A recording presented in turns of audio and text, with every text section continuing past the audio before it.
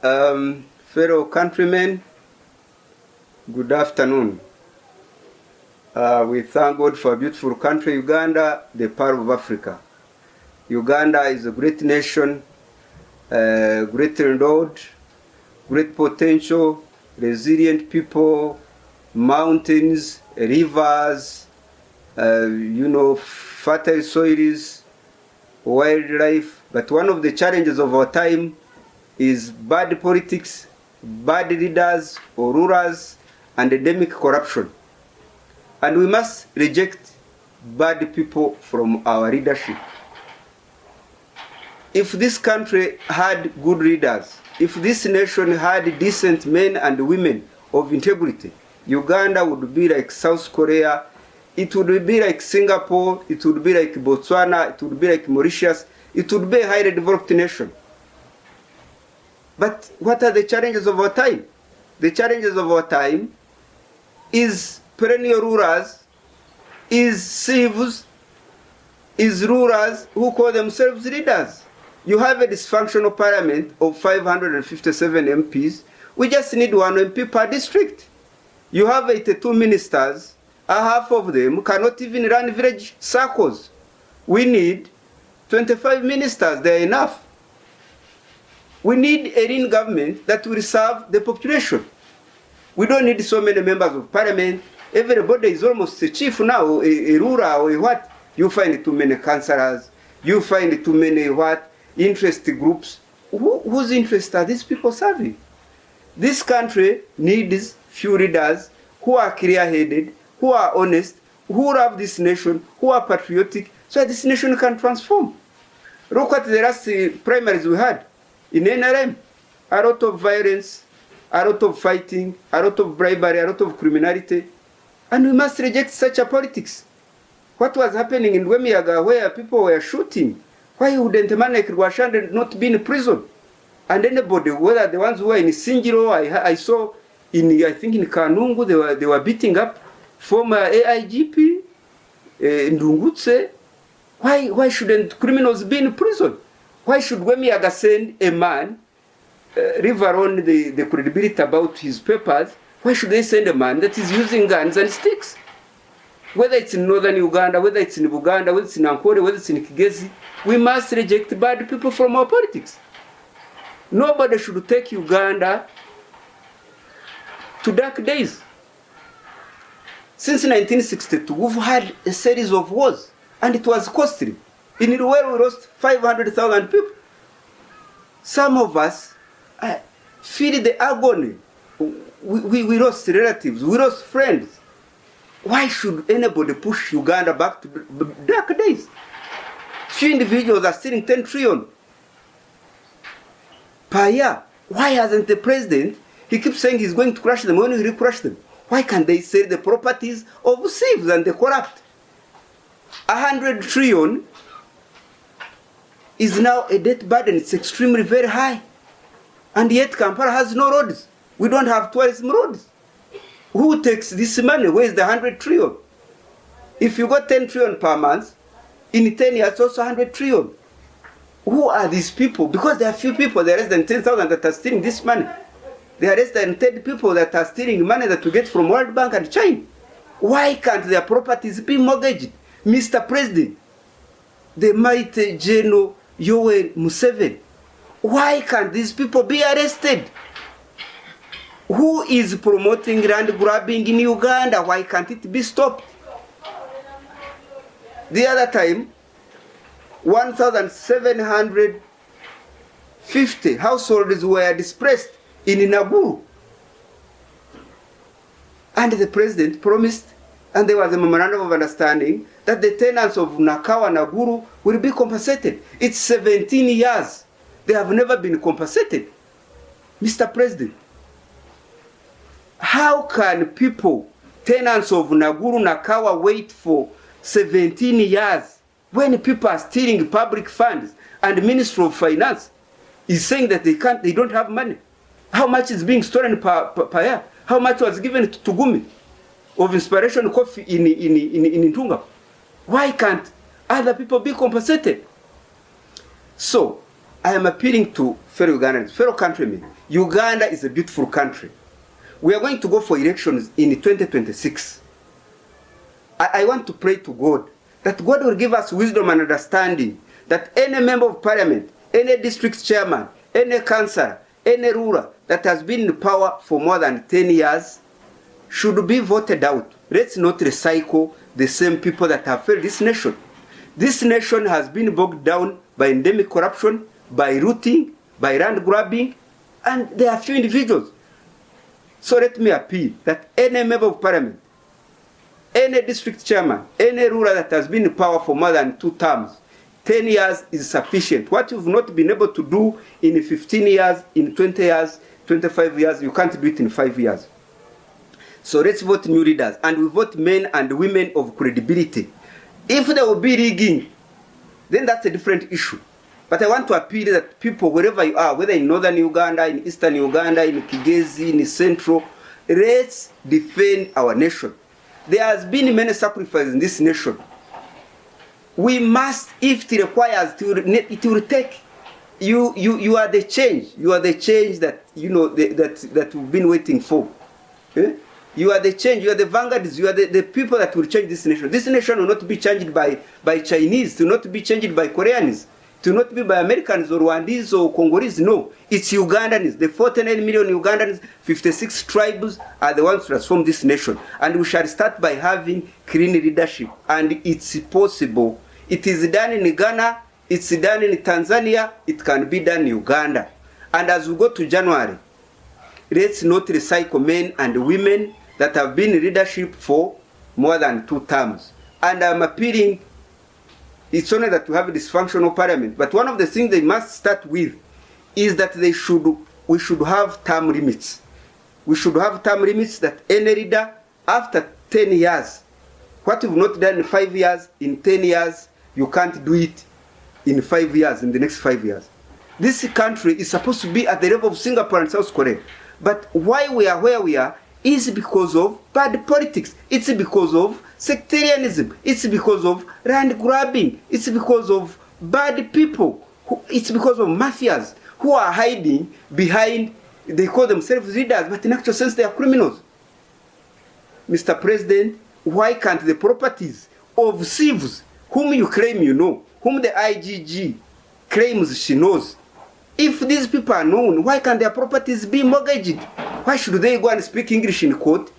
Given what? You keep recycling them from one ministry, from one organization to another, and they keep stealing. And Kampala has no roads. We have no tourism roads in Bwindi. We have no tourism roads in Mugahinga and other national parks.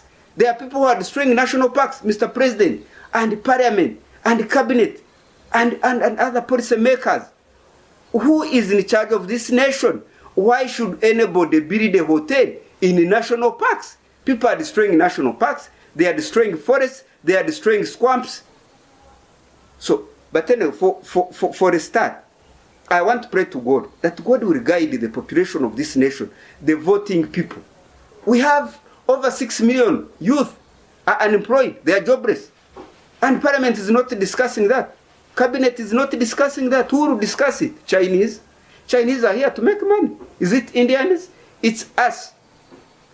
We have over 300,000 people in Kampala who are homeless. They are moving between streets and churches. Why should any Ugandan be, homeless, displaced, internally displaced? The vegetation cover for the last 50 years has been destroyed by half. It's not Indians who are destroying, it's not Chinese, it's Ugandans. Look at the buveras flying everywhere. Who will clean Kampala? Who will clean Mbare? Who will clean Kisoro? Who will clean Fort Portal? Who will clean Kasese? It's us. And I also want to appeal that political prisoners, especially a hero and a freedom fighter, Dr. Kizza Besigye, should he has made his contribution. There is Dr. Kizza Besigye. Why are you stressing his children? Why are you stressing his supporters? Why are you stressing his kinsmen? Why are you stressing his wife?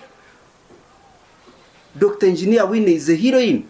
She sacrificed for this nation, Mr. President. Why should Besigye be in prison for 8 months? Why should we have young people from other parties, imprisoned? Why should cases take 5 years, 10 years before they are disposed of? Why can't we have a Chief Justice and a proper judicial system that works, that delivers? Why should we have a parliament that is a dysfunction? Why can't we have a parliament of people, a speaker who is skilled? Why should we have thieves, corrupt people in charge of institutions? Why should we have incompetent people? Who is in charge of this nation? You mean you want, because eventually the youth are the majority. Eventually you may push people to go back to wars, and it's not necessary. And you can't say, because you see at times, of course, the CDF might say I'm powerful, or the president might say I'm powerful. The population, the people of Uganda, the 49 million Ugandans are more powerful than the army, than the CDF, than the president, than any tribe, than any clan. This nation is our motherland, it's our heritage. We want peace, we want development, we want transformation.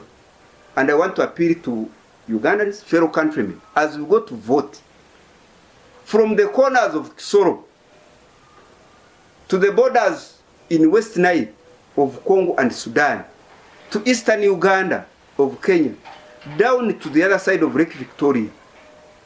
Fellow Ugandans, wherever you are, please vote new leaders.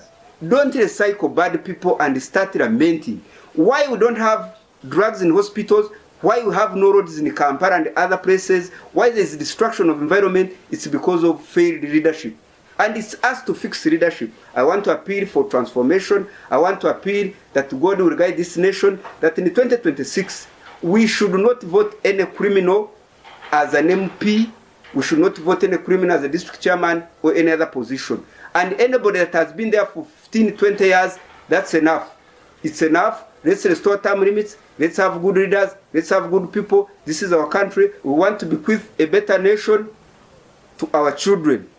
Uganda is a great nation with great potential, with great resources. Let's utilize everything that we have to make this nation change. Wherever you are, it doesn't matter whether you are profession, whether you are age limit, whether you what we want is peace. What we want is unity. What we want is development. These people hiding behind tribes, these people hiding behind a region or region. I'm from Uganda, you're from Acholi, you're from Kigezi. It doesn't matter. We are one. We are children of God. We are Ugandans. We are Africans. What we want is development. We are not looking for clan leaders. We are not looking for church leaders. We want leaders that can take this nation to greater heights. As we go 2026 in January, and there are people who are saying that they will not vote. After all, they know that nothing will come out. It's your duty. You have to be patriotic. It's your duty to vote. You vote. There will be 10 candidates or whatever. You vote the one you want and protect the votes. Don't vote bad people, rulers, into leadership, in positions of leadership. Because if they give you 1,000 or 5,000 or 10,000 and you start fighting and you vote a criminal, you are responsible. You cannot even, at times you want to blame the president alone or maybe the army or police. No, they are also doing their role. Let's do our role as voters. Vote men and women of integrity. Don't vote anybody that has been there 3 times, 4 times. No. Anybody that has been there for 5 years. If that person has not performed, vote them out. If they have been there for 10 years, 2 terms, that's enough. Anything beyond 2 terms, beyond 10 years, anybody that has been there for 15, 20 years, even if he brings $1 billion, just eat the money. It's your money. Most of them are civils. It's not that they are businessmen. They are not. It's not from their cows, not dowry from their daughters. It's from resources of Uganda. Most of them are mafias. Most of them are criminals. Vote them out. Otherwise, if you keep recycling bad people into leadership, in parliament, in cabinet, at the district level, as speakers of councils, Uganda will never change. We want to thank the president and his generation. They have made their contribution. You know, they have made their contribution. It's time now to look at our generation and the generation that follows us. What are we doing? Every generation has its challenges and it must answer those challenges. These old people, the Musevenis, the Babus, the Kategayas, the Mugisha Muntu is slightly younger, and other old people, the Chigongos, have made their contribution. They are old men. They are in the evenings of their lives. They should retire. And we start afresh. This country has many skilled people. It has many patriotic people. Let's vote men and women of integrity. Let's vote men and women of character. This is our country. You don't have to be an Achori, or a Muganda, or a Mufumbira, or a Muchiga, or a Munyankore. No. We are Africans. We are Ugandans. We are children of God. What we want is transformation. And I want to appeal to fellow countrymen that please vote men and women of integrity and character. Anybody that has been there for 15, 20 years, please exit. Let them retire. Let's vote new leaders. We thank God for a beautiful country, Uganda. We want to thank God for our beautiful weather. We want to thank God for how far He has brought us for so many generations and so many centuries, and for the last 62 years of independence and 40 years of Museveni's reign. All the men and women must retire. This business of taking people in wheelchairs, that they want to remain there because you are Moses Ali, you are the Jesus of Ajumani, or somebody is a goddess of Soga or Kigezi. Please, let people retire. That's what we want. Go and do other things. Politics is not a career. It's not an investment. It's not a calling. We want to thank God for a beautiful country, Uganda. May God help us. For God and my country. Amen.